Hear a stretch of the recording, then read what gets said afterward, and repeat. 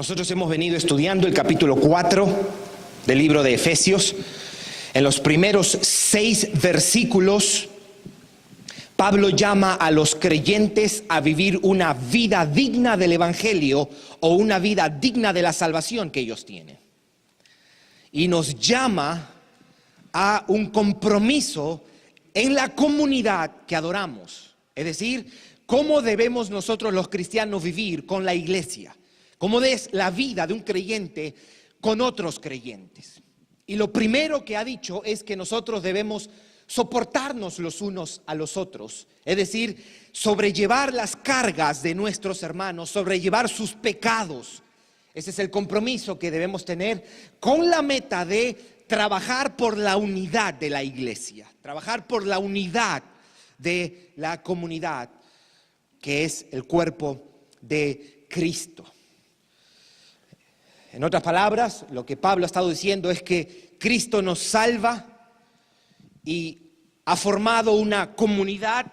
Nosotros somos esa comunidad de los que han sido salvados y nos llama a todos los salvados a trabajar por la unidad de esta comunidad. Eso es lo que ha dicho en los primeros 6 versículos. Sin embargo, ese es el aroma que va a permear los próximos versículos también. Hemos leído desde el versículo 7 hasta el 16. He dicho que hoy día nos vamos a enfocar solamente del 7 al 11. Y este pasaje lo vamos a estudiar probablemente en las próximas, incluyendo hoy, 3 a 4 semanas.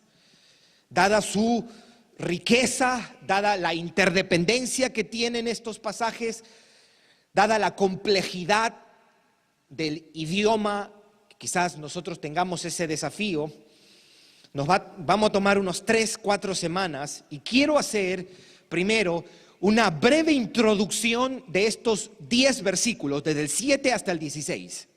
Y después quiero compartir una breve estructura de qué vamos a encontrar aquí. Y entonces empezamos a desarrollar este pasaje. ¿Qué es la idea o qué vamos a encontrar a manera de resumen en los versículos 7 al 16? Básicamente, Pablo está diciendo que Cristo quiere que su iglesia crezca y para el efecto Cristo le ha dado dones a su iglesia. Lo que vamos a encontrar en este texto es que la verdad y la unidad son los medios por los cuales esta iglesia es edificada, entiéndase la iglesia de Cristo, o para utilizar el lenguaje de Efesios 4, la enseñanza de la verdad y la unión entre los unos y los otros son los caminos para que este cuerpo crezca o para que este niño, usando el lenguaje de estos versículos, para que este niño crezca y se convierta en un niño maduro. Así es como describe Pablo a la iglesia. En otras palabras, en una línea solamente, un pensamiento, ¿de qué tratan estos 10 versículos del 7 al 16? Es que la iglesia ha recibido los dones necesarios para alcanzar su objetivo, que es crecer hasta parecerse más a Cristo. Eso es lo que vamos a encontrar en estos versículos. Yo sé que no le estamos haciendo justicia a todo lo que se dice, pero si usted quiere una idea general, es la iglesia ha recibido los dones necesarios para alcanzar su objetivo, que es crecer hasta cada día parecerse más a Cristo. La estructura de este pasaje es básicamente así. Del 7 al 11, lo que vamos a mirar hoy día, Pablo describe que Cristo le ha dado dones a su iglesia. Entiéndase, apóstoles, profetas, evangelistas, pastores y maestros. En el versículo 12, Pablo describe para qué sirven esos dones. Entiéndase, él dice ahí, para perfeccionar a los santos. El versículo 13, Pablo describe y cuál es la meta. Y la meta, él dice, es hasta que todos lleguemos a la unidad de la fe y a la estatura de Cristo. Ese es el resultado final. Y los versículos 14 al 16, él va a describir en un sentido el efecto que eso produce, cómo se mira eso en la vida de la iglesia. Antes de empezar a desarrollar este pasaje y que empecemos a mirar estos versículos de 7 al 11, debo anticiparles algo. especialmente aquellos que tienen mucho tiempo de creyentes, que dado lo que vamos a hablar aquí, me veo en la necesidad, no solamente vamos a contemplar estos pasajes, sino también de aclarar dos errores, dos enseñanzas que son un error, que están basados en este pasaje que acabamos de leer. ¿Cuáles son los dos errores que Dios quiera? Quiero hacerlo brevemente, no quiero tomarme todo el tiempo de esto porque no es el tema. ¿Cuáles son los dos errores que hoy día se enseñan en la iglesia basados en este pasaje? El primero es que basado en este pasaje de que descendió a las partes más bajas de la tierra, hay veces se enseña que Cristo descendió a los infiernos o al infierno. Ese es el primer error. Y la segunda enseñanza que quiero aclarar desde este pasaje es acerca de la cuestión de los apóstoles y profetas por segunda o tercera vez, porque en Efesios 2:20 ya hemos hablado acerca de eso.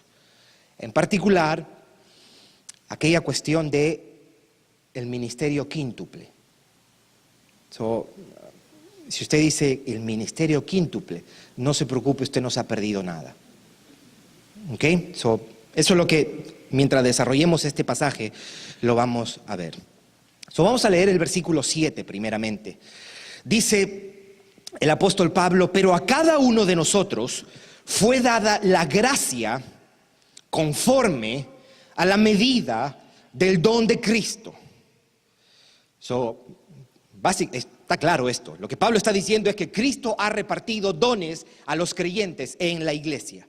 Todos los creyentes tienen dones, por lo menos uno, de parte de Dios. Estos dones son habilidades dadas por el Espíritu a los creyentes para la edificación de la iglesia. Una definición sencilla, práctica de lo que es un don. Un don es una habilidad dada al creyente por el Espíritu Santo que debe ser usada para la edificación de la iglesia. Primera de Corintios 12, Romanos 12, Primera de Pedro capítulo 4, y este texto nos habla acerca de Cristo dándole a la iglesia dones. Por ejemplo, el don de enseñanza es un don que Dios le ha dado a algunos en su iglesia. El don de sanidad, por ejemplo, nosotros creemos que los dones están todavía vigentes. Les ha dado el don a algunos de presidir o liderar, otros el don de hacer, de servir, de servicio, otros el don de misericordia. Eso encontramos en 1 Corintios 12, Romanos 12, Primera de Pedro capítulo 4. Pero el texto, el versículo 7 dice: pero a cada uno de nosotros fue dada la gracia conforme a la medida del don de Cristo. La expresión conforme a la medida del don de Cristo es explicado en los versículos 8 al 10.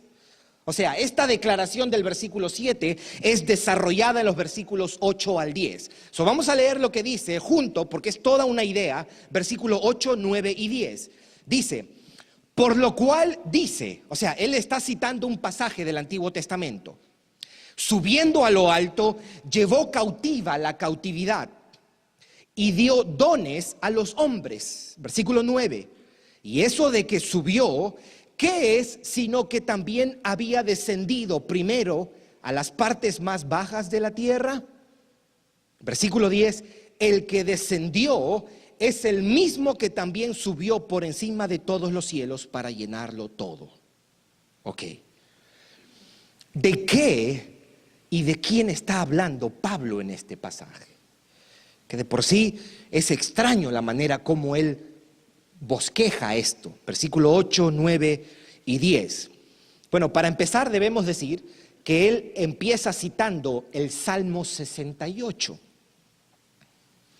En el versículo 9, él está diciendo, ya desarrollando esto, que eso de subir implica que alguien primero bajó, o eso de ascender sucedió después de un descenso. Él está hablando, antes de subir bajó, antes de ascender descendió.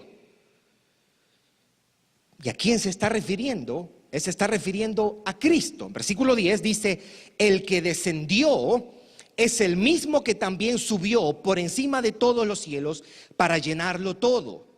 Lo que él está diciendo en este pasaje breve, el mismo Cristo que descendió y luego ascendió es el mismo que ha dado dones a la iglesia y dones a los creyentes. Eso es lo que dice aquí. El mismo Cristo que descendió primero y luego ascendió es el mismo que ha dado dones a la iglesia y dones a los creyentes. Ahora, una buena pregunta que pudiéramos hacer: ¿y por qué este lenguaje de cautividad, cautivos, ascender, descender? Lo que Pablo está haciendo es usar el trasfondo de una guerra, especialmente la guerra en esos tiempos, en los que el vencedor lleva a los vencidos como cautivos. Y al regresar a casa, lleva también los despojos o el botín, los spoils de los enemigos. La idea es esta: el vencedor lleva cautivo a los cautivos, a los derrotados, y cuando llega a casa reparte las riquezas de los enemigos o los despojos de los enemigos, el botín de los enemigos. Lo que está haciendo el apóstol Pablo aquí es que el vencedor del Salmo 68, que es el que está citando, es tomado para ilustrar a Cristo como el vencedor quien lleva cautiva la muerte y ahora reparte despojos o dones a su iglesia. Para decirlo de una manera más sencilla, por medio de su obra de redención, que comprende su encarnación o descenso y exaltación o ascenso, el Cristo vencedor ha dado dones a su pueblo. Si usted quiere un resumen de esos versículos 8, 9 y 10, este es el resumen.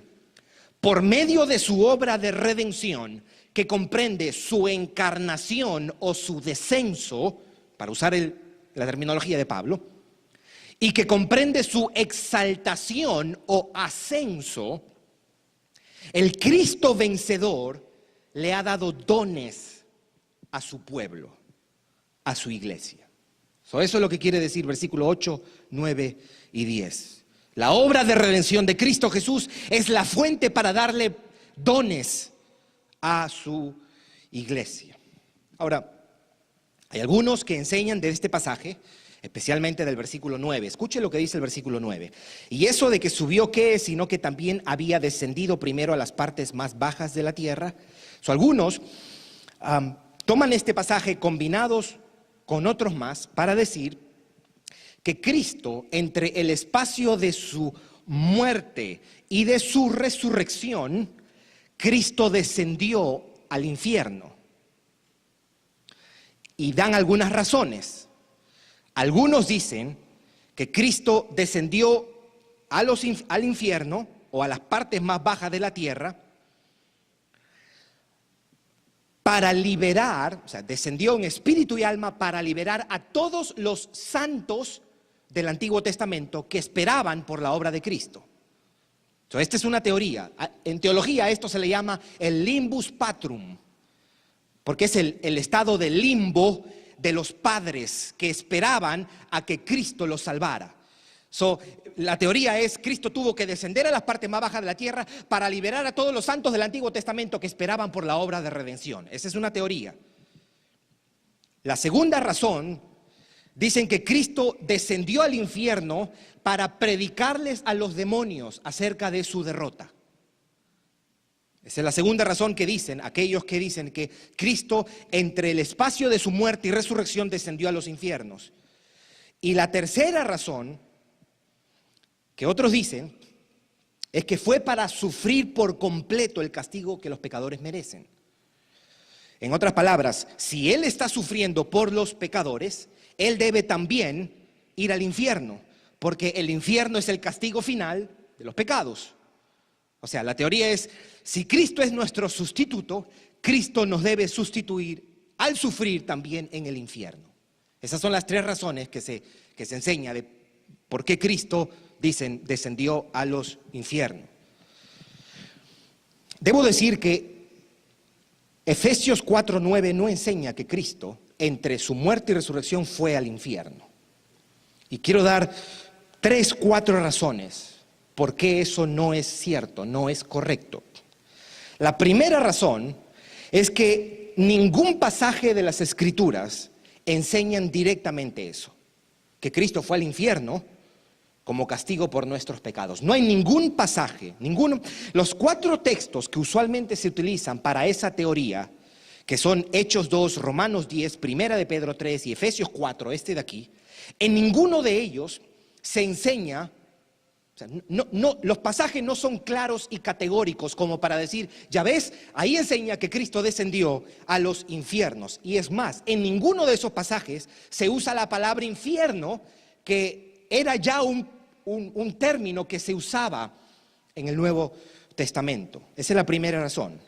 La segunda razón de por qué Cristo no fue al infierno, tomando como referencia estos argumentos, sería como decir esto: si Cristo fue en alma a sufrir el castigo del infierno por mí, porque el cuerpo de Cristo estaba en el sepulcro, entonces su sufrimiento por mí o por nosotros no fue completo, porque solo sufrió su alma, mas no su cuerpo. No pudiéramos hablar de un sacrificio en lugar del pecador. Esa teoría se cae, no tiene asidero, no tiene base. La tercera razón, ¿por qué no creemos que entre su muerte y resurrección Cristo descendió al infierno? ¿Ok? Porque la expresión descendió a los infiernos no es tomada de la Biblia, es tomada del credo apostólico. El credo apostólico era una declaración de fe de los primeros cristianos del siglo III y el siglo IV. El credo apostólico dice esto, alguno de ustedes lo recordará, acerca de Jesucristo. Dice: nuestro Señor, que fue concebido por el Espíritu Santo, nació de la Virgen María, padeció bajo Poncio Pilato, fue crucificado, muerto y sepultado. Hasta ahí estamos bien. Pero el credo dice: descendió a los infiernos, al tercer día resucitó de entre los muertos. La razón por la cual muchos creen que Cristo descendió a los infiernos es tomado del credo apostólico. Sin embargo, esta frase, descendió a los infiernos, ni siquiera se encuentran en los manuscritos más antiguos del credo. Es decir, las copias más antiguas de este credo apostólico no contenían esta declaración. Fue añadida años más tarde por un teólogo llamado Rufino. Y este teólogo explicaba que eso de descender a los infiernos ni siquiera significaba descender al infierno literalmente, sino que Cristo fue enterrado o Cristo fue sepultado. Y la cuarta razón, ¿por qué es que no podemos decir que Cristo descendió a los infiernos? Es si tomamos en cuenta 2 palabras o 2 frases que dice Jesús. Cuando Jesús está en la cruz del Calvario, usted recordará, Jesús le ora al Padre y le dice: en tus manos encomiendo mi espíritu, ¿no? Entonces, ¿en qué momento Cristo fue al infierno si le dijo: en tus manos encomiendo mi espíritu? Número 1. Y número 2, si alguien diría: Cristo tuvo que ir al infierno para pagar por los pecados de aquellos que iba a salvar, ¿por qué entonces Cristo dijo: consumado es? En otras palabras, Cristo estaba diciendo: aquí ya todo está pagado, porque eso es lo que la palabra tetelestai quiere decir. Deuda cancelada, todo ha sido pagado. La manera más precisa de afirmar, es afirmar o decir que en la cruz del Calvario, Cristo sufrió los horrores del infierno.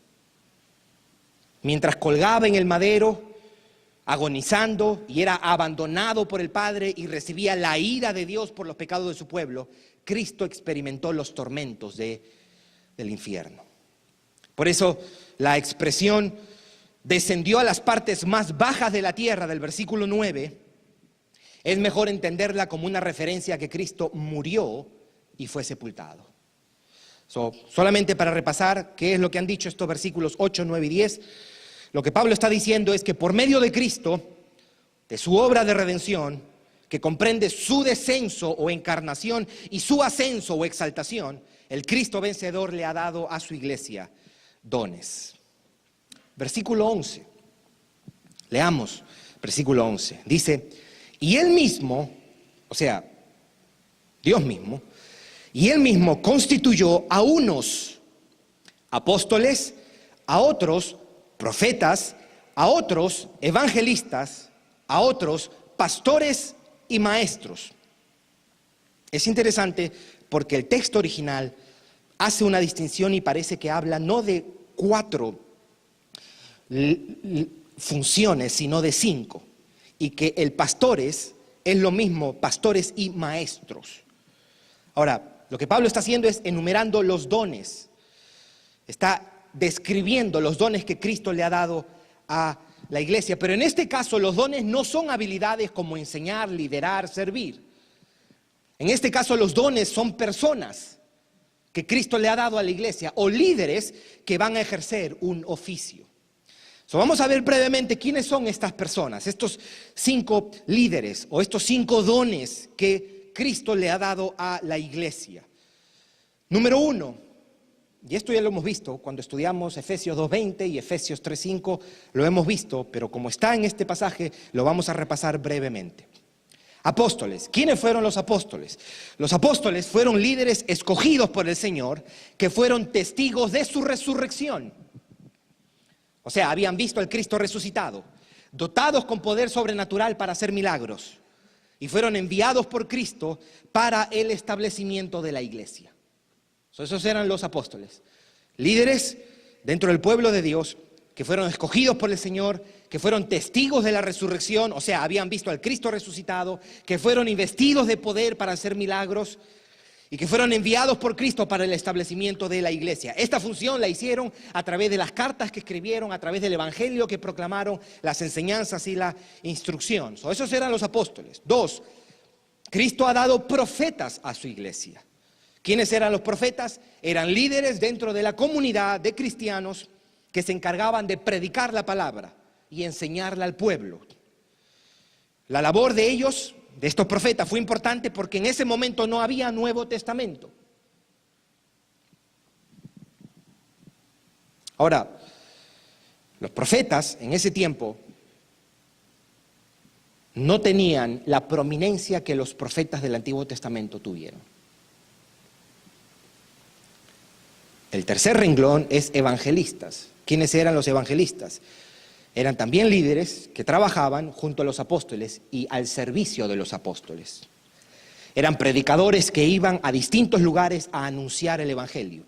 Ahora, a estos evangelistas también habían sido dotados de poder para hacer milagros. Cuando uno lee Hechos capítulo 8 y Hechos capítulo 21, por ejemplo, hace la mención de Felipe el evangelista, ¿verdad? Hoy sería el equivalente a los misioneros o plantadores de iglesia que van a los lugares para eso mismo, para plantación de iglesias. 4, pastores. Dios le ha dado a la iglesia apóstoles, le ha dado profetas, le ha dado evangelistas, le ha dado pastores. Son aquellos líderes encargados de pastorear a la grey. La Biblia utiliza 3 palabras, obispo, anciano y pastor, para describir a la misma persona. Presbítero, episcopos, que es el énfasis en la tarea, guardar o vigilar. Y pastores. El pastor está encargado del bienestar y el crecimiento espiritual del rebaño, de alimentar al rebaño. Y maestros. Dios también le ha dado a la iglesia maestros. Son aquellos que se dedican a las enseñanzas de las Escrituras. Los maestros en una iglesia trabajan junto a los pastores para la enseñanza de la palabra de Dios.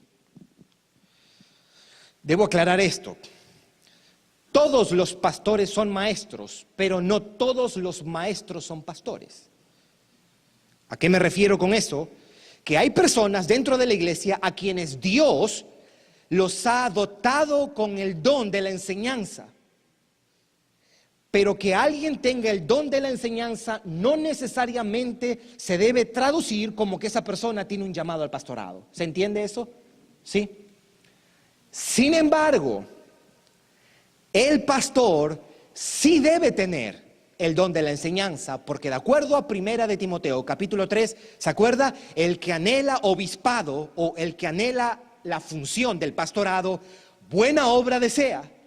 Es necesario que el obispo sea irreprensible, marido de una sola mujer, sobrio, prudente, decoroso, hospedador, apto para enseñar. Aunque el maestro tenga un don de enseñanza, no necesariamente significa que deba ser un pastor. El pastor sí está llamado a tener el don de la enseñanza. Amén. Muy bien. Cristo le ha dado a su iglesia apóstoles, Cristo le ha dado a su iglesia profetas, Cristo le ha dado a su iglesia evangelistas, Cristo le ha dado a su iglesia pastores y Cristo le ha dado a su iglesia maestros. La pregunta que seguramente surge, probablemente si estaríamos predicando esto hace 200 años atrás, no habría necesidad de decir lo que voy a decir ahora. Pero hoy día, enlace nos pone en la posición de tener que explicar si hay apóstoles o profetas hoy, o si están vigentes hoy día. Que hace unos años se volvió famoso lo del ministerio quíntuple, es decir, la enseñanza de que toda la iglesia para funcionar bien, o toda iglesia para funcionar bien y ser bíblica, necesita los 5 ministerios, por eso se llama el ministerio quíntuple. Ignora que probablemente para Pablo lo de pastor y maestro era la misma persona, pero vimos eso, esta enseñanza de que para que la iglesia pueda funcionar bíblicamente y pueda operar bien, necesita de los 5 ministerios. Las iglesias le ponen un fuerte énfasis a esto. Y aquellos que enseñan y hablan acerca de la necesidad de tener apóstoles y profetas, usan Efesios 4:11 para justificar el apostolado o los profetas. O sea, este versículo 4:11 es usado por los apóstoles y los profetas modernos para justificar sus funciones. Debo decir por anticipado que es cierto que Cristo le ha dado dones a su iglesia y entre ellos estaban los apóstoles y los profetas, pero eso no se debe traducir o interpretar como que ese don está ahora mismo vigente. O sea, hoy día no necesitamos apóstoles y profetas. Quiero dar algunas razones, básicamente las mismas razones que di la última vez, que yo creo que fue en el mes de mayo, que estábamos estudiando Efesios 2:20. ¿Por qué no tenemos hoy día, o por qué no están vigentes los apóstoles y los profetas? Varias razones puedo dar. La primera, desde la historia de la iglesia. Por eso es importante mirar la historia de la iglesia, conocer la historia de la iglesia. Porque nadie en 2000 años de historia de la iglesia se llamó a sí mismo, ningún líder dentro de la iglesia se llamó apóstol o profeta. Ni Agustín, que fue el gran padre de la iglesia, ni Tertuliano, ni Ambrosio, ni Clemente de Roma, ni Ireneo, ni Tomás de Aquino, ni Lutero, ninguno de ellos se atrevió a llamarse apóstol ni profeta. Es más, los padres, dentro de los padres apostólicos, que fueron los líderes después de los apóstoles, la generación después de los apóstoles, entre ellos estaba, por ejemplo, Ignacio de Antioquía, o Antioquia, como quiera usted decirle. Y él escribe cartas que nos han quedado hoy día, y la manera él de referirse a los apóstoles era con una suma reverencia. Él decía, Pedro y Pablo son apóstoles, no yo. Ellos se llamaban obispos. Ahora, ¿por qué desde las Escrituras sabemos que el llamado al apostolado ya terminó? Bueno, porque nadie cumple hoy día los requisitos para ser un apóstol. ¿Cuál es el requisito fundamental para ser un apóstol? De acuerdo a Hechos 1:22, es que debía haber a Cristo resucitado. ¿Se entiende? Si alguien veía a Cristo resucitado, entonces calificaba para ser un apóstol. Con ese requisito, Toda persona que nació desde el siglo II en adelante quedó descartada. ¿No? Por una cuestión cronológica, nadie califica hoy día.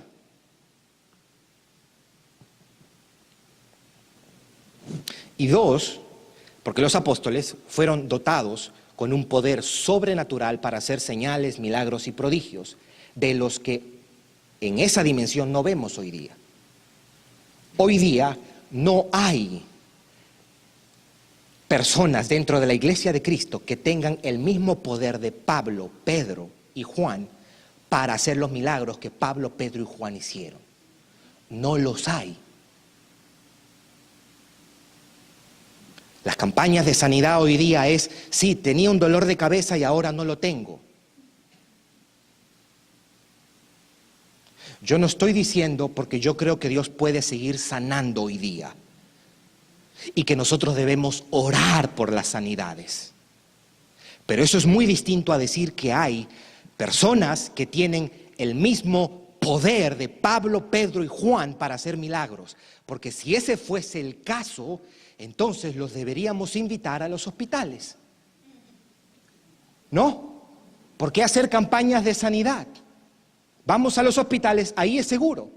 Ahí están los inválidos, ahí están los ciegos, ahí están los mudos. Ahí están las personas que están enfermas. De acuerdo a 2 Corintios 12:12, Pablo dice, las señales de un apóstol han sido hechas. Y otra razón por la cual no deberíamos esperar hoy día apóstoles es porque, como vimos en Efesios 2:20, Pablo sugiere que la naturaleza de la tarea de los apóstoles y profetas era fundacional. ¿Qué cosa quiere decir eso? Que ellos ponen el fundamento. ¿A través de qué? Si el fundamento es Cristo. ¿Por qué Pablo dice edificada la iglesia sobre el fundamento de los apóstoles y los profetas? Porque ellos, a través de la revelación que recibieron, de acuerdo a Efesios capítulo 3, versículo 5, ellos enseñaron, escribieron acerca de la persona y la obra de Cristo. Sus enseñanzas que quedaron registradas en el Nuevo Testamento son el fundamento que ellos pusieron para la iglesia. Y como cualquier otra construcción o como cualquier otra edificación, el fundamento se pone al comienzo. ¿No? O usted pone fundamento y después, oye, déjame poner otra vez y otra vez y otra vez.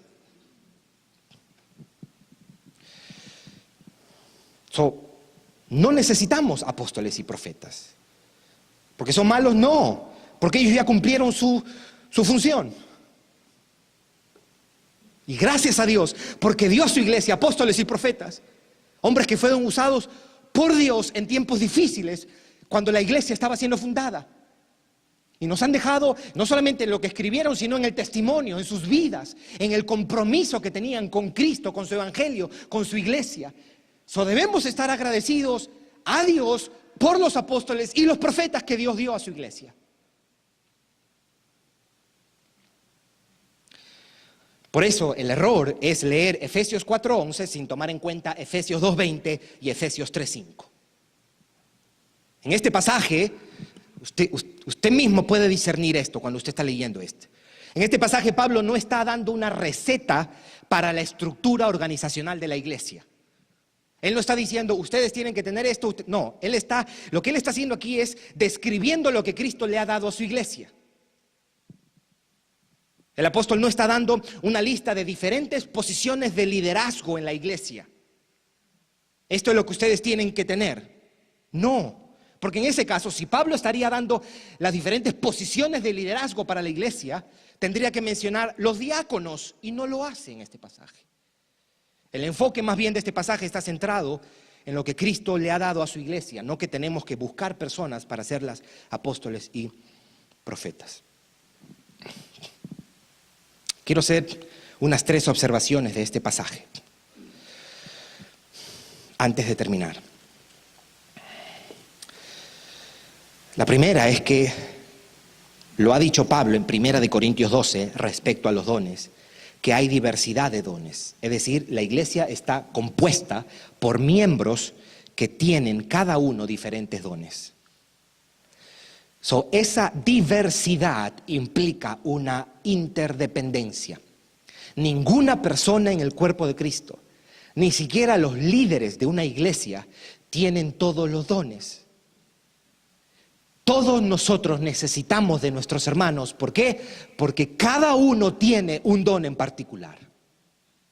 No somos independientes. 2, si todos tenemos por lo menos un don, todos estamos llamados a cumplir una función. Todos, si usted es un creyente, a usted, de acuerdo a Efesios capítulo 4, versículo 7, usted tiene un don o dones de parte de Dios. Eso implica que cada uno de nosotros debe poner ese don al servicio de la iglesia. ¿No? ¿O estoy equivocado? ¿Sí? Porque es como que, no creo tanto, no sé. Ahora, yo sé que alguien podrá estar acá diciendo, sí, lo que pasa es que yo no sé cuál es mi don. Y es legítima esa pregunta.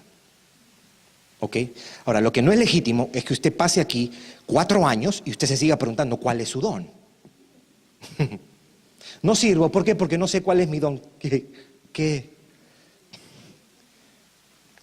La solución, ¿ok?, es que sirve donde hay oportunidades o necesidades. Y tú te darás cuenta, y la gente alrededor tuyo se dará cuenta de cuál es tu don.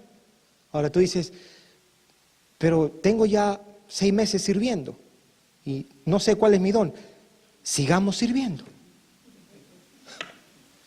¿Hay oportunidades de servir en tu iglesia local? Entonces sirve. El Señor no dice aquí, hermanos, averigüen cuál es su don, y cuando ustedes, después de averiguar cuál es su don, entonces ustedes sirvan a la iglesia. Entonces, ¿qué hacemos? ¿Okay? ¿Qué hacemos con los niños, por ejemplo, que queremos enseñarles?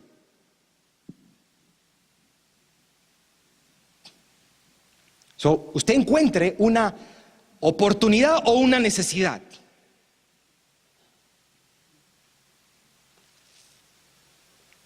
Si usted no está sirviendo, si usted es miembro de esta iglesia, si usted es parte de esta iglesia, ya tiene un tiempo en esta iglesia y usted no está sirviendo, y usted se dice, que cambie de tema, ya que cambie de tema porque estoy incómodo. Qué bueno que usted se sienta así. Esa es la idea, ¿no? La palabra está supuesto a redarguirnos, ¿no? Si usted está en su casa, usted está leyendo, usted no tiene ningún compromiso con su iglesia local. Y usted lee 4:7, a cada uno de nosotros fue dada la gracia conforme a la medida del don de Cristo.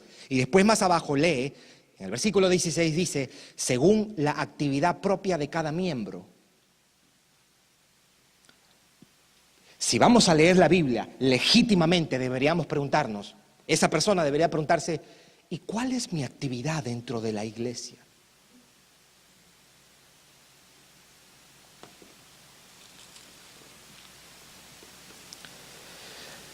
Mi oración, le voy a ser honesto, es que usted se sienta confrontado con esto.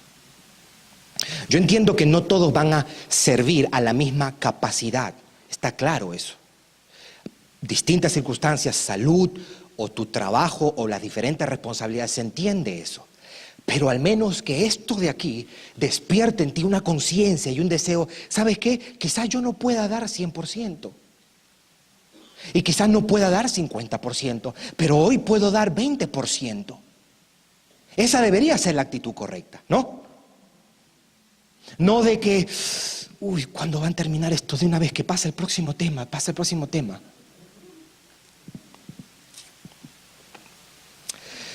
Tercera observación. Note que la tarea de estos 5 líderes, o estas 5 funciones, tienen algo en común.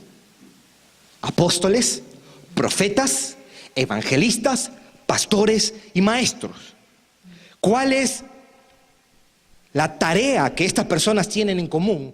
La enseñanza. La enseñanza. Estos 5 líderes, 5 funciones, son dones o regalos que Dios le ha hecho a su iglesia, y la tarea que ellos desempeñan en común Es como un poderoso testimonio de la importancia que la enseñanza tiene para la iglesia, ¿no? Si Cristo le ha dado dones a su iglesia y lo que tienen en común estos 5 dones es que todos se enfocan en la tarea de la enseñanza, me debe decir la gran importancia que la enseñanza debe tener para la iglesia. Nos debe recordar de cuán importante para Dios es la doctrina.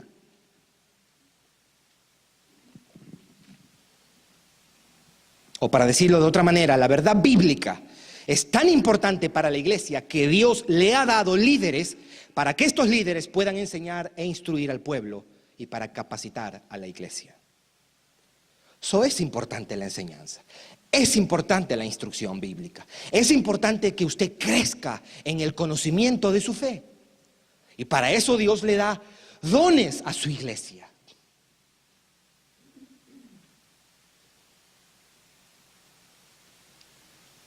Una de las oraciones que usted como miembro de esta congregación pudiera y debería hacer es: Señor, levanta líderes y pastores y maestros en nuestra iglesia. Yo creo que es una oración legítima.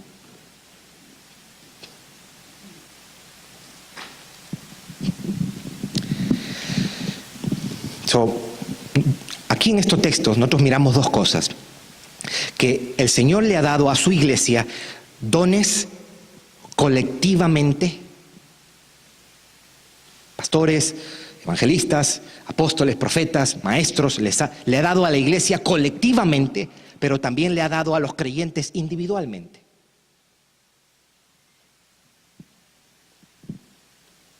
Y nos da eso a nosotros, esas capacidades, esos dones, habilidades para servir a la iglesia, para la edificación de la iglesia. Amén. A manera de recordarnos qué es lo que Pablo está haciendo aquí, Pablo nos está ayudando a nosotros los cristianos a tener una visión más amplia de lo que es la iglesia. Nos está ayudando a tener una visión más rica, más completa, más bíblica de lo que es la iglesia de Jesucristo. Es el cuerpo de Cristo compuesta de miembros que han sido dotados por Dios y están unidos y cada uno funcionando para su desarrollo, trabajando para su edificación y esforzándose para su crecimiento. La iglesia es el proyecto de Dios. No es la invención de nadie. Al punto que Él la ama, eso es lo que dice Efesios 5, cuando lleguemos a hablar acerca de los matrimonios. Maridos, amar a vuestras mujeres, Él está utilizando eso para decirnos: Cristo ama a su iglesia, Cristo cuida a su iglesia, Cristo sustenta a su iglesia, Cristo le ha provisto a su iglesia de los dones necesarios. Que Dios nos conceda esa clase de conciencia para la iglesia. Querido hermano, querida hermana, la iglesia necesita de ti, mi hermano, mi hermana. La iglesia necesita de tu compromiso. Y tú necesitas de la iglesia. Tú nunca crecerás por encima de la interacción, la cercanía que tú tienes con la comunidad a la que tú perteneces. Nunca. Nunca. Y eso es lo que vamos a ver en los próximos días, en los próximos versículos. Que el Señor use esto. Si a usted le cuesta, y digo esto con toda la confianza de que usted lo tome de la manera correcta. Yo entiendo que hay personas que no tienen problema de integrarse a la comunidad, pero hay otros que les cuesta, sea porque han tenido malas experiencias, sea por su personalidad, al margen de cualquier cosa. entiendo que hay personas, y si usted es esa persona, a usted me estoy dirigiendo, querido hermano, querida hermana. Yo entiendo que quizás usted le dice, pero a mí me cuesta esto. I got it. Yo entiendo eso. Lo que no estaría bien es que tú uses eso como una excusa para ni siquiera intentarlo. ¿Me explico? Lo ideal sería, ¿cuánto me cuesta esto? Pero Señor, ayúdame. Esa sería la actitud correcta. Señor, ayúdame. Yo necesito de mis hermanos. Yo necesito que alguien venga y me exhorte, me anime. Si alguien no ha orado por ti, si alguien no te ha confrontado, si tú haces una evaluación en este año 2017 y nadie te ha exhortado o nadie te ha dicho, puedo orar por ti, pregúntate, ¿por qué será? Es más, te debo decir, estás en peligro, mi hermano, mi hermana.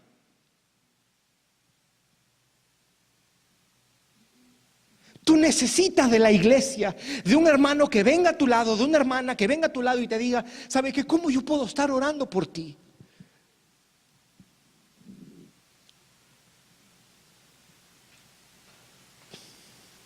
Y cuando alguien pida oración por ti, no le digas por la paz del mundo.